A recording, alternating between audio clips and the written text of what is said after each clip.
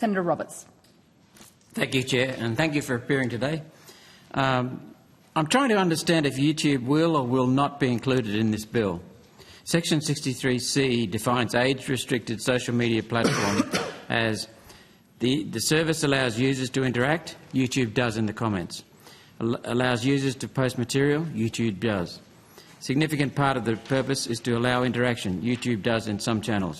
Do you consider YouTube is included in this bill? This, Senator Roberts, underscores the broader challenge of this broad definition that does encompass a range of services, and also the discretion it affords the minister in relation to making those determinations.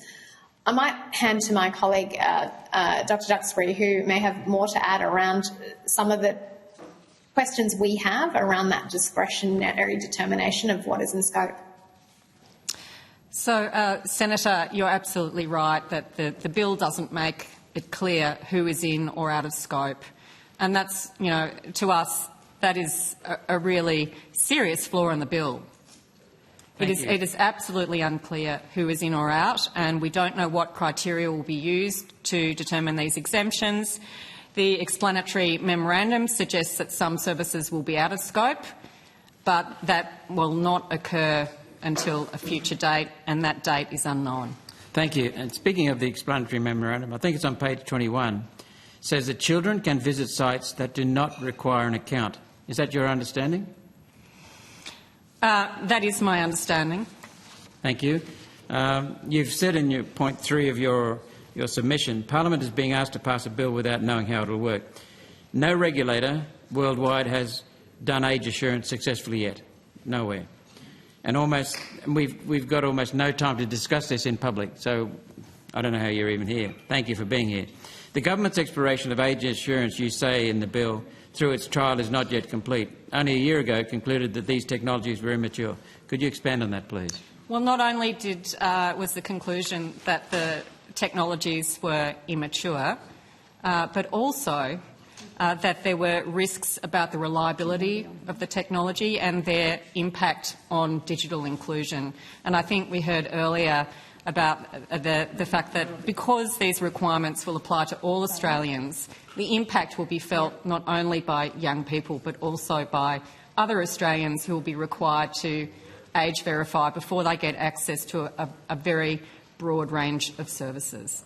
Thank you. Next question. This is quoting from your submission, your opening statement.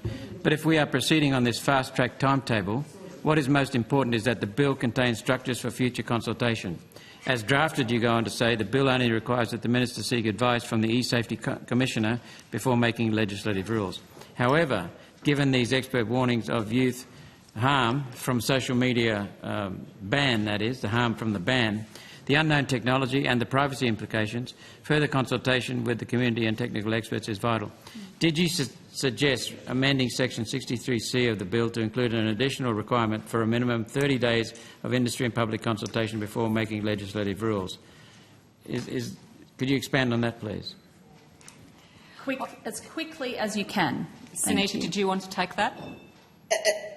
Jenny, I'll hand over to you, okay. But there was an additional reflection we had over the weekend that we didn't have a chance to include in our submission issued on Friday evening that we might touch upon here, in addition to what you've read there, Senator Roberts, around the need for reasons for decision.